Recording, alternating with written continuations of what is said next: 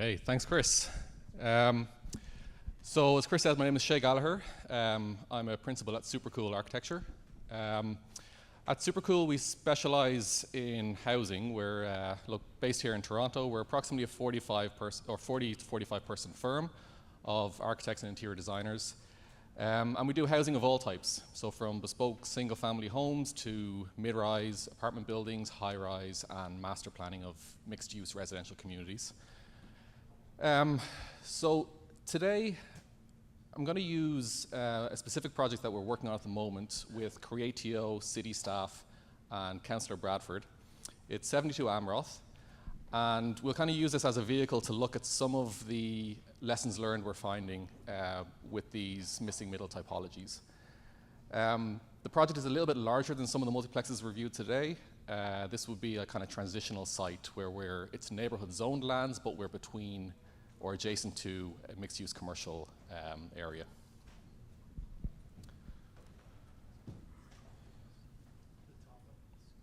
Oh yeah, perfect. Okay, so the project itself is located at 72 Amroth Avenue in the Danforth. So the nearest intersection will be Woodbine and Danforth. In the broader context, this project is part of the city's EHON initiative, so expanding housing options in neighborhoods.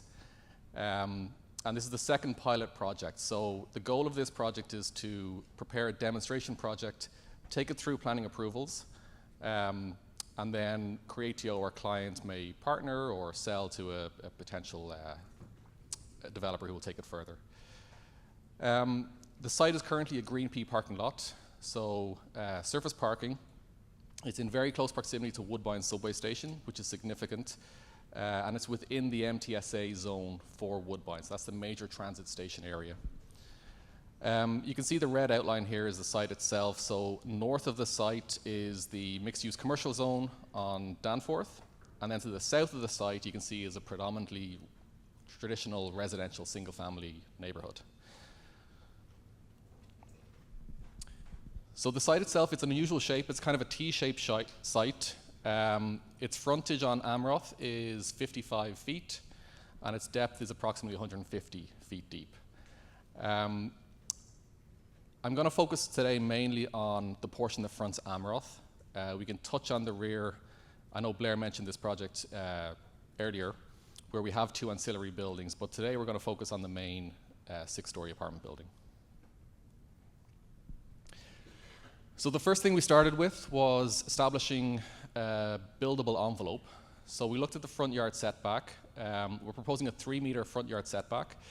And this is really trying to locate the building in its context. So to the south of us, we have that predominantly residential street.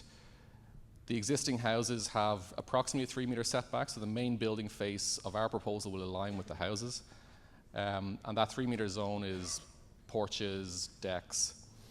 And then for the side yards, we looked at a 2.1 meter setback on the south, and we've reduced the north side yard setback to 1.5. And again, this is a site-specific approach because we are in that transitional zone. We're envisioning, at some point, the properties on Danforth will be developed into potentially a mid-rise development. And then that establishes a footprint that's 12.8 meters wide and 25 meters deep.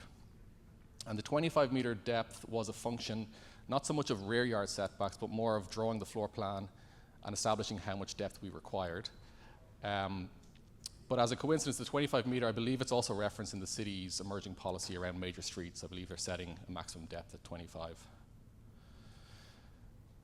And then straight away we looked at, early on, we need to look at demising the floor plate. So we're proposing here, we're focused on efficiencies in the floor plate. We have a central elevator core. We have a corridor that runs across the floor plate, exit stairs at each end. And then we've demised it into 2 larger units at the rear, 3 units on the front. So we have 2 2-bedrooms, 2 1-beds in the front, and a middle studio unit.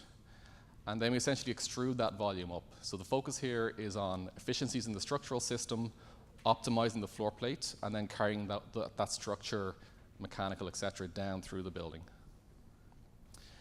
And then we wrap the building in a skin, and then we articulate that skin, or we make openings relating to the floor plan So primary windows are on the front and the rear.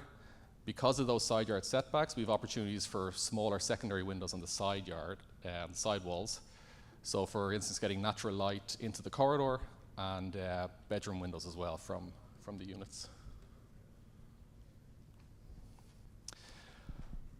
And our overall site plan looks like this. So you can see we have the 6-story building fronting Amroth, the 2 ancillary buildings in the rear.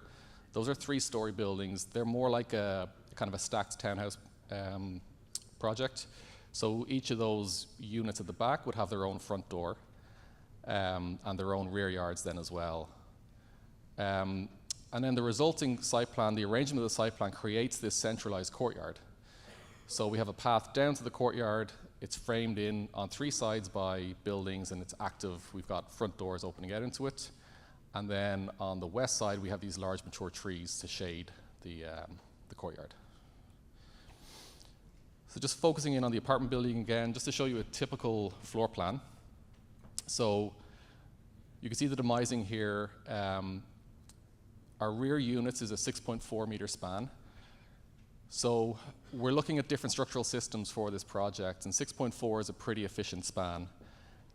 So we're investigating using like a hybrid timber construction, where we could use CLT decks for the floors. At this span, we could do a 175 mil CLT panel. That could be used for the cores as well.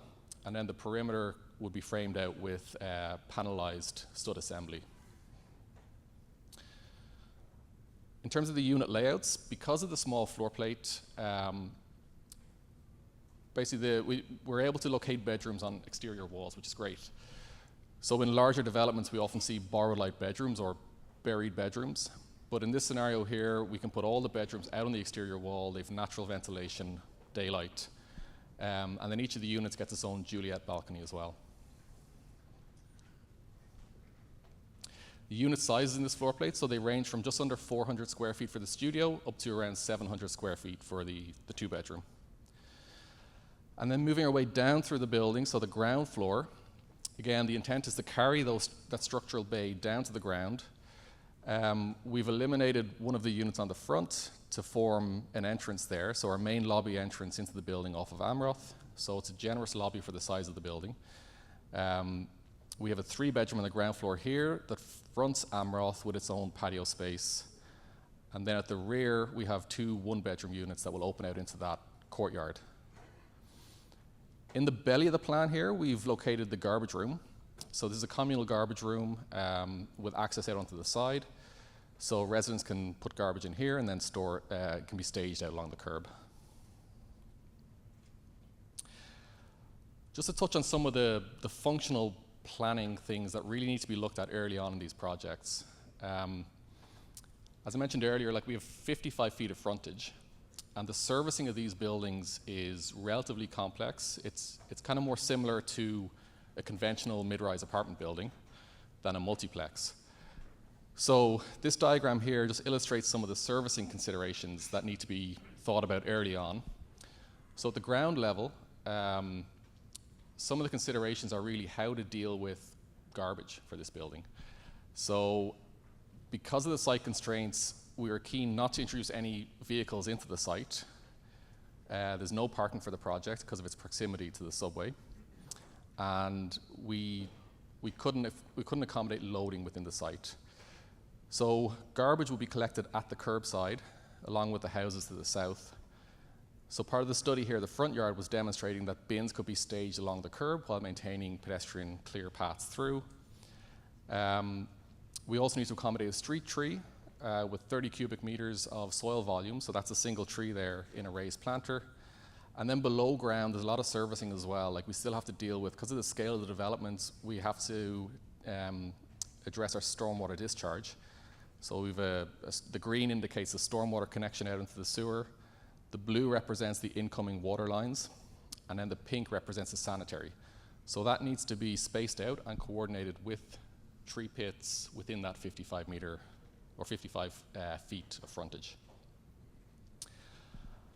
And then this is a view of the resulting design. So this is the street elevation along Amroth. So the approach here to the elevation is that we've struck a two-story datum. So we've drawn, again, similar to the front yard setback, drawn from the context. We've looked at the street wall along the street, prevailing two-story built form. So we've referenced that datum in our elevation here. And below that datum, we've articulated the building. It's a brick base. The openings are kind of referencing the context. The context has a lot of porches, a lot of overhangs, some bay windows. So we kind of drew some inspiration from that, carried it into the facade in how we've made openings, how we've articulated facades, articulated the Juliettes. And then when we get above that datum, we've simplified the expression. So above that, it's a fiber cement panel. It draws tones from the brick to complement it, but it's a more simple expression. It's a quieter expression. And then this is a closer up view of the ground floor entrance into the building. So going from left to right, on the left-hand side, that's the walkway that will bring you down to the courtyard and the other houses. We have our main lobby entrance here, where we've introduced a canopy, and again, referencing the architecture of the existing porches. And then beyond that, or adjacent to that, we have the three-bedroom ground floor unit with its own patio. And then above that, we've articulated some of the openings with metal cowls, and kind of it just draws more shadow across that facade. So the ornamentation happens at the base, and the detail is at the base, and the upper floors are more simple. So in terms of next steps for this project, so we're going to take it through to rezoning and OPA application this summer. And by kind of going through the process, it helps us and city staff and Creatio to kind of see some of the challenges around this building type. Hopefully it inform some kind of emerging policy, or as policy continues to evolve, some lessons learned from this project would inform some of that work. So I think that's it for me. I'll hand back to Chris.